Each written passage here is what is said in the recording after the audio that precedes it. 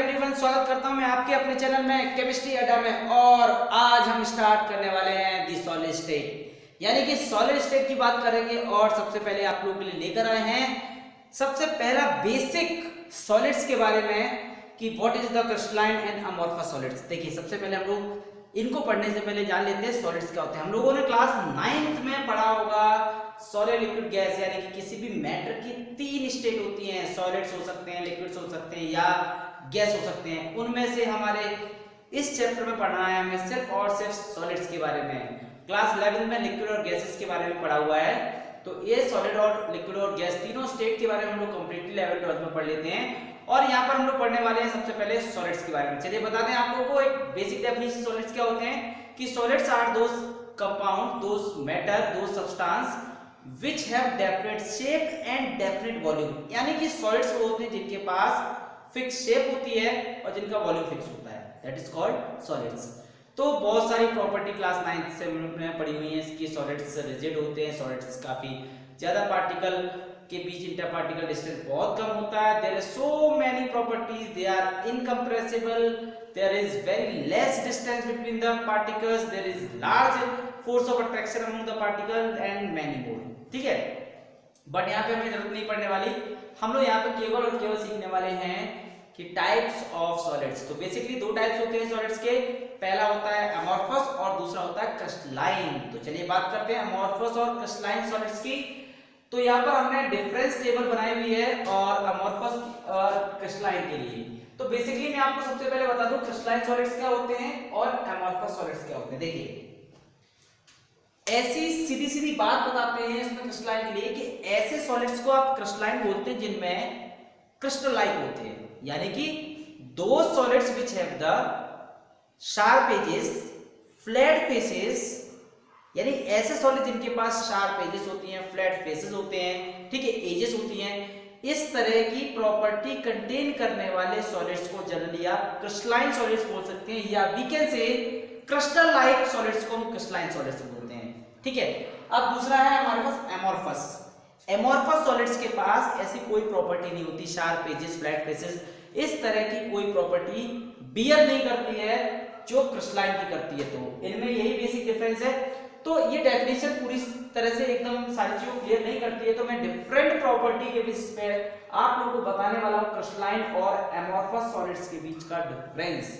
देखिए, सबसे पहले वाले कॉलम में हम लोग लिखा हुआ shape, melting point, cleavage property, heat of fusion, and isotropy, nature, order of in arrangement of the constituent particle and many मोर। बहुत सारी प्रॉपर्टी के बेसिस पे मैं अलग अलग आप लोगों को समझाने वाला हूं कि क्रिस्टलाइन और एमोर्फस के बीच में क्या डिफरेंस होता है। चलिए देखिए, पहली प्रॉपर्टी है शेप के लिए।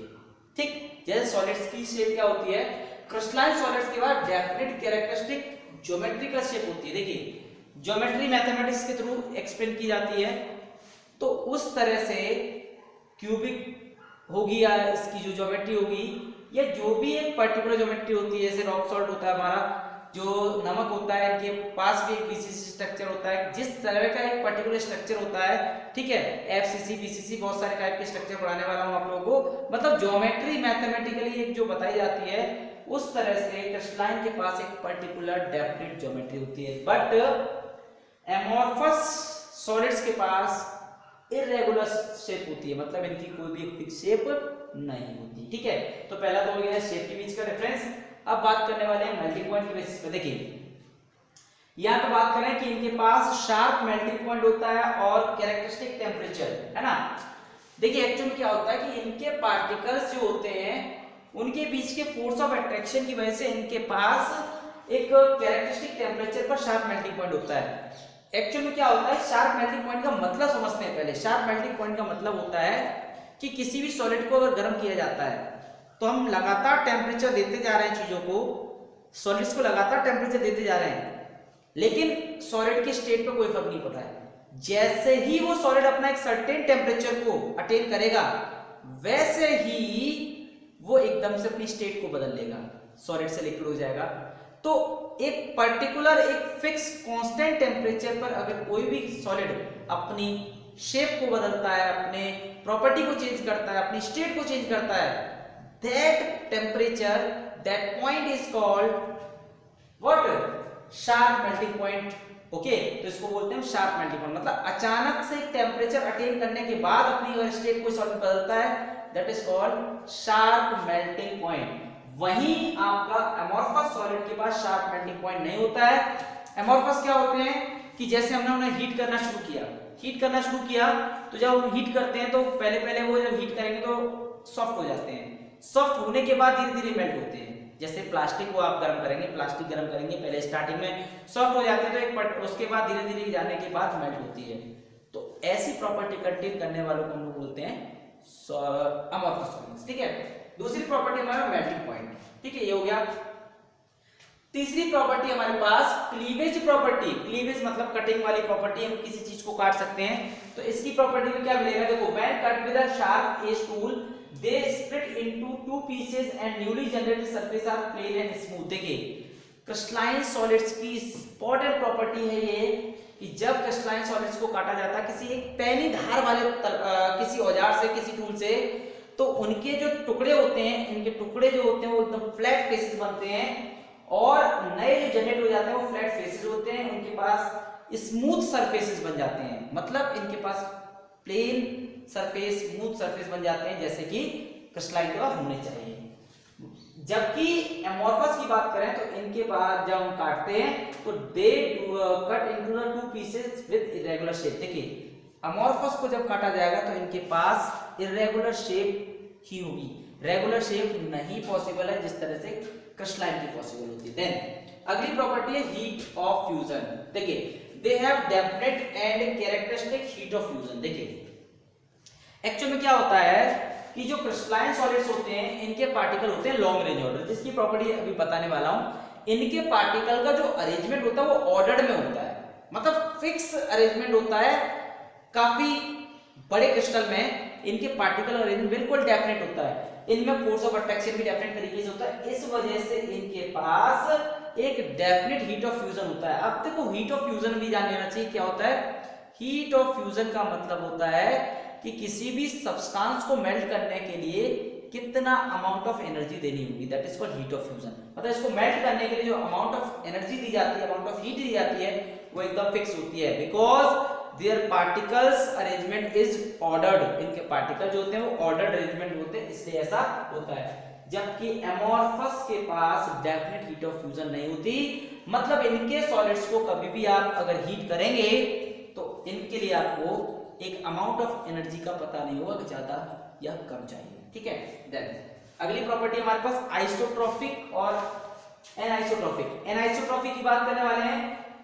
क्रिस्टलाइन सॉलिड जो होते हैं वो एन आइसोट्रोपिक होते हैं नेचर में, और एमोर्फस सॉलिड होते हैं वो आइसोट्रोपिक होते हैं। देखिए, एक्चुअल में क्या होती है आइसोट्रोपिक और एन आइसोट्रोपिक का मतलब क्या होता है कि आइसोट्रोपिक और एनाइसोट्रोपिक भी हमें जान लेना चाहिए, इनकी प्रॉपर्टी भी हमें काफी बार पूछी जाती है। देखिए, यह क्या होता है कि जो एनाइसोट्रोपी होती है हमारी क्रिस्टलाइन सॉलिड्स की, anisotropy in crystalline solid due to the different arrangement of the particle along the different direction. देखिए, यहाँ पे हम चलते हैं A to B डायरेक्शन में या चलते हैं C to D डायरेक्शन में। यहाँ पार्टिकल्स का जो अरेंजमेंट है वो हमें अलग अलग डायरेक्शन में बिल्कुल अलग अलग मिलता है। ठीक है, इस वजह से ये एन आइसोट्रोपिक नेचर में होते हैं, मतलब इनकी जो फिजिकल प्रॉपर्टी होती है, इलेक्ट्रिकल कंडक्टेंस हो गया, रिफ्रैक्टिव इंडेक्स हो गया, वो अलग अलग डायरेक्शन में पार्टिकल की डिफरेंस की वजह से डिफरेंट होता है। जबकि एमोर्फस सॉलिड्स क्या होते हैं, आइसोट्रोपिक होते हैं, मतलब इनकी जो फिजिकल प्रॉपर्टी होती है, इलेक्ट्रिकल कंडक्टेंस हो गया, रिफ्रैक्टिव इंडेक्स हो गया, है ना, थर्मल कंडक्टिविटी हो गया, ये किसी भी डायरेक्शन में मूव करने के पर आप लोगों को हर डायरेक्शन में एक जैसी ही दिखेगी, that is called isotropic in nature. Then अगला बात करने वाले नेचर पे।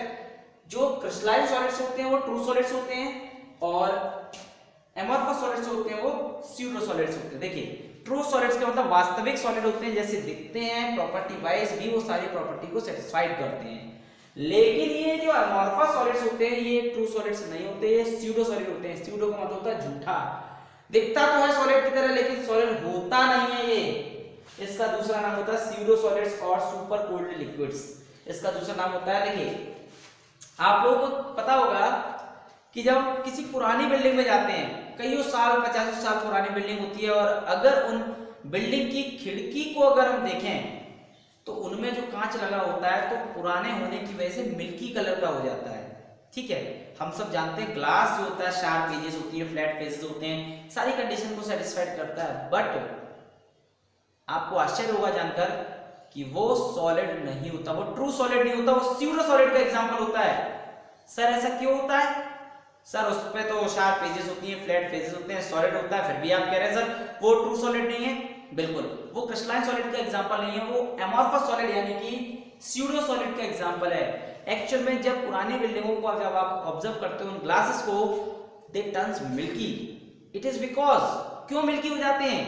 उन ग्लास को अगर उस पेन में से निकाल के देखा जाए तो ऊपर की जो उसका सरफेस होगा, ऊपर का जो एज होगा वो पतली हो जाती है और नीचे की सरफेस की जो एज होती है वो मोटी हो जाती है। ऐसा इसलिए होता है कि ग्लासेस बहुत बहुत स्लोली बहते हैं, फ्लो करते हैं। वर्टिकल पोजीशन में लगे होंगे तो वो फ्लो करेंगे, और फ्लो करेंगे तो बेटा धीरे धीरे क्या होगा, फ्लो करने पर ऊपर से पतले रह जाएंगे, नीचे से मोटे हो जाएंगे। इसीलिए उनको हम क्रिस्टलाइन सॉलिड कंसीडर नहीं कर सकते।